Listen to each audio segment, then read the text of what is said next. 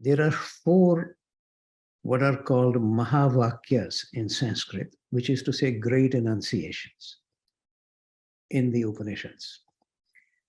And precisely because they are called great enunciations, I thought we should actually look at all four of them. I have given their Sanskrit version here as well, but I will now just stay only with the English part here. I am Brahma. This is actually a remark by the very great sage Yajnavalkya, who, by the way, this is actually a general feature of the sages in the Vedas as well as in the Upanishad. They are not against worldly requirements. For example, when a Yajnavalkya, whose name I just mentioned here, he comes to in the court of the king Janak. Janak, by the way, is a very highly regarded king. In the Bhagavad Gita, Krishna twice mentions his name as an example of an evolved human being. So he's a king as well as a great sage. So in any case, when Yajnavalkya comes to the court, Janak asks him, have you come for discussion about some subtle philosophy or for getting more cows? And Yajnavalkya says both. He's not against getting more cows. That's a way of saying more wealth. It is important to realize this whole notion that this world can be shunned or left because it is all illusory is a much later development in India, sadly, in my judgment, largely created by a great philosopher, Shankara.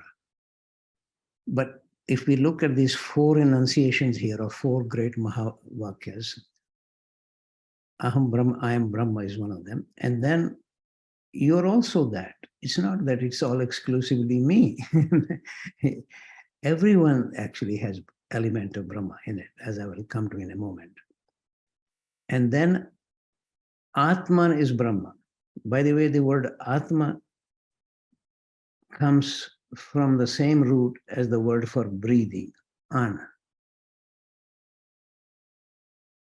Atma here refers to the deepest self. Atman is Brahma. This is actually said sometimes as supreme identity in the Upanishads. I trust all of you know the difference between equality and identity.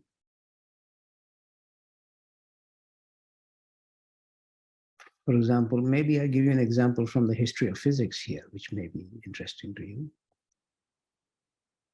Maxwell, a great physicist, was surprised to see that the light traveled at the same velocity as the electromagnetic waves. So it turned out to be an equality.